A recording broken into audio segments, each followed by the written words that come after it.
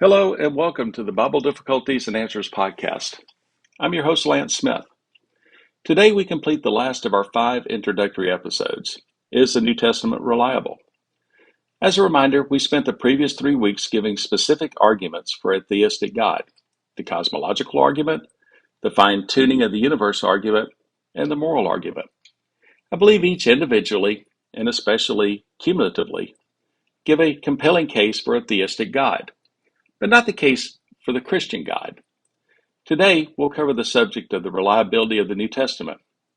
For if the New Testament is indeed reliable, then the resurrection of Jesus Christ occurred, we have strong reason to believe the entire Bible is true, and our faith and hope rest in something that is true: the belief and worship of the Christian God. I want to focus on 2 main arguments in this brief podcast regarding the reliability of the New Testament. Number 1 is historical truth, and 2, alleged Bible errors. I want to acknowledge at the start I'll be borrowing heavily from Frank Turek in this episode, for his framework is simple to follow. But as usual, I will supplement with another biblical scholar and give some examples I hope will add clarity to the argument. Let's talk about historical truth. We have a number of strong reasons for believing the writers of the New Testament were detailing the truth. The first is a large amount of embarrassing details. If you are writing an account to bolster a claim you hope to make, your goal would be to make yourself look like a Superman. Your whole persona would be like, I only write about truth, justice, and the American way. Not too many details are there for Superman. That was really only safe for Clark Kent. But think about the New Testament writers. Quoting from a Crossway article from February 1, 2022 called 10 Things You Should Know About the Reliability of the New Testament Writers, and I quote here: would you write that one of your primary leaders was called Satan by Jesus, denied the Lord 3 times, hid during the crucifixion, and was later corrected on a theological issue? Would you depict yourselves as uncaring, bumbling cowards, and the women whose testimony was not even admissible in court as the brave ones who stood by Jesus and later discovered the empty tomb? Would you admit that some of you, and that's the 11 remaining disciples, doubted the very Son of God after he had proved himself risen to all of you? Of course not. The New Testament is filled with examples, and again, quoting from the article, Jesus is not believed by his own brothers, John 7:5, is thought to be a deceiver, John 7:12, is deserted by many of his followers, John 6:66, turns off Jews who had believed in him, John 8:30 through 31, to the point where they wanted to stone him, that's in verse 59 of John chapter 8, is called a drunkard, Matthew 11:19, a madman, John 10:20, and demon-possessed, Mark 3:22, John 7:20, and 8:48. What we are left with is that the New Testament writers weren't changing the narrative to make everyone look their best. They were recording accurately what was said. In addition, the New Testament writers left in the very demanding things Jesus said. Consider the Sermon on the Mount. So much of what was said is impossible to keep, and certainly goes so much against the best interests of the writers have to been divinely inspired. The feel-good religions of today really do run contrary to the moral demands of the Sermon on the Mount. These demanding sayings were recorded, and they were preached by the eyewitnesses. Also, the New Testament writers included events related to the resurrection they could not have invented. Here's a couple of examples from the article we mentioned before. And I quote, number 1, the burial of Jesus. The New Testament writers recorded that Jesus was buried by Joseph of Arimathea, a member of the Sanhedrin, which was a Jewish ruling council that had sentenced Jesus to die for blasphemy. This is not an event they would have made up. And number 2, the first witnesses. All 4 Gospels say women were the first witnesses of the empty tomb and the first to learn of the resurrection. One of those women was Mary Magdalene, who Luke admits had been demon-possessed. That's Luke chapter 8, verse 2. This would never have been inserted in a made-up story. Not only would a once demon-possessed person make a questionable witness, but women in general were not considered reliable witnesses in that first century culture. In fact, a woman's testimony carried no weight in a court of law. Close of the quote. Now, a common argument that people give to cast doubt on the New Testament is that the writers invented the story. In essence, Christianity was invented by the New Testament writers. However, the opposite is the case. Christianity would be true even if the New Testament was never written. Why? Simply because Christianity originated with an event, the resurrection of Jesus Christ. It did not originate with a book. The resurrection preceded the reports. Just think about this and you'll realize the case that I'm making here. There were thousands of Christians before a single word of the New Testament was written. Paul became a Christian before he wrote a single one of his epistles. The same is true of the other New Testament authors like Matthew, James, Peter, John, etc. They witnessed the resurrection of Jesus Christ before they wrote a single gospel or letter. Again, the event preceded the writing of any of the New Testament. But let's carry the argument out even further regarding the creation of the New Testament by their authors. As any fan of true crime TV shows or podcasts will immediately ask, what was their motive to create a story of a resurrected Jesus? Really, they had every motive to say the story wasn't true. With the exception of Luke, all the New Testament writers were observant Jews. They were God's chosen people, and they would pay dearly for claiming the resurrection. By claiming the resurrection, what was their reward for speaking the truth? They were all beaten, tortured, and murdered, with John being the lone exception to being murdered. So again, why make up this claim? They believed in God and never expected a Messiah who would be resurrected. But despite having every incentive not to do so, they proclaimed it publicly, completely changed their lives, and also their religion as well, and later wrote about it, all the while knowing it would likely result in their murder.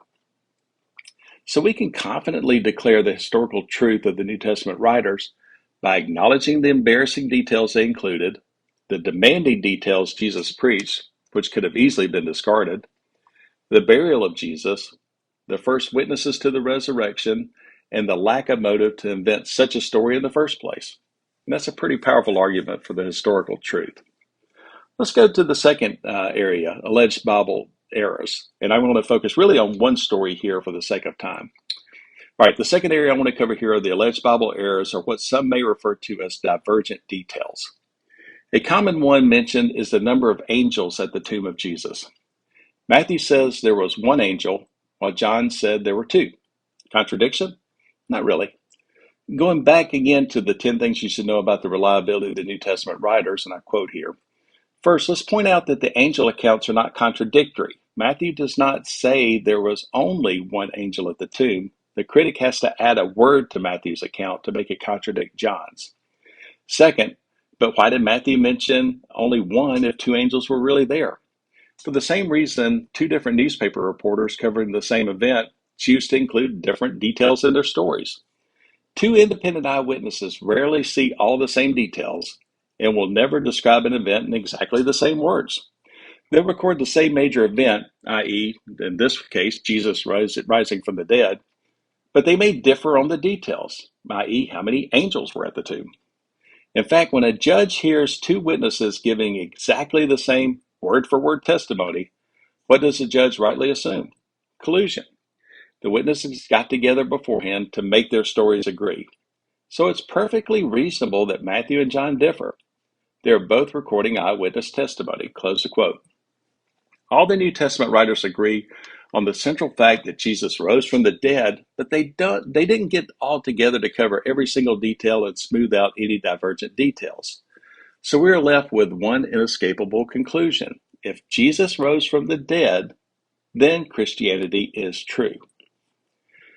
Christian apologist J. Warner Wallace gives 13 rules to evaluate alleged Bible contradictions and difficulties. The principles he details are sound, and I included them in the show notes as opposed to going through each individually for the sake of time. It really is worth your time to go through that article. I want to conclude with two stories, neither are my own, which may help illustrate the point of the Christian faith.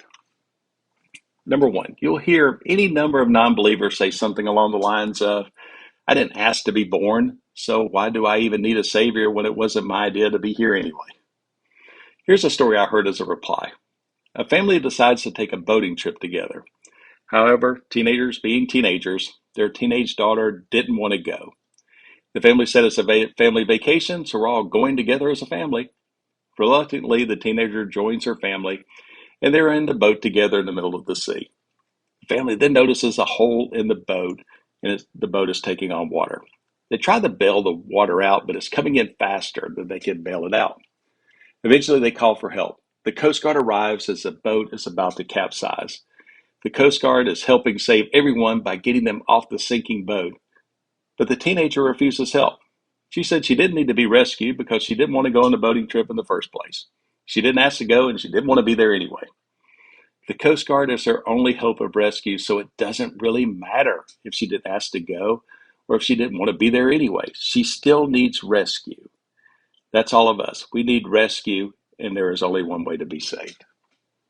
The second example is one we hear a lot. You hear people say, there are so many different religions and different gods. Why is the Christian religion the only way for eternal life? I think there are a number of ways to reach God, so I pick and choose what works best for me. Here's a story I heard in reply. A man was trapped inside a burning office building. He looked around and all he saw were the fire and smoke. Eventually, he resigned himself to the fate that this was all there was to his life and it would end in this burning building. Suddenly, firefighters arrived. They hollered his name. He answered, and the firefighters told him they were here to rescue him. They found him and they said, "Follow me. There's only one way out of this inferno," and they would lead him to safety.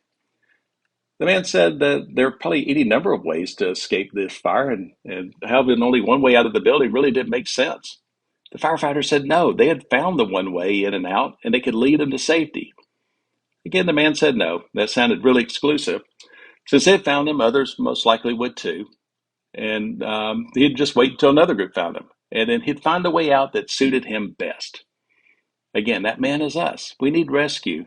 But there's not many different ways out. There is only one way to be saved. I hope those stories give some clarity to what we discussed today. We have good and strong reasons to believe in a Christian God. And that's what I hope we learned in the last 5 weeks. Based on our timeline, it'll be a number of years before we get to the New Testament. But I believe you'll find Jesus being foreshadowed throughout the Old Testament or Hebrew Bible as we discuss certain difficult Bible passages. I'm really excited about this journey, and I'm glad you're joining me. Tell some friends and have them join us as well. So next week, we officially kick off Bible Difficulties and Answers, and we start off jumping into the deep end as we discuss Genesis 1:1. You may reach us at our website, BibleDifficultiesAndAnswers.podbean.com, or you may reach out to me directly at our email address, BibleDifficultiesAndAnswers@gmail.com, with any questions, comments, concerns, fits of righteous indignation, or just to say hi. Also, please like and subscribe to this podcast, and also write a review and give it a 5-star rating on Apple Podcasts, Spotify, Podbean, iHeart, or your podcast venue of choice.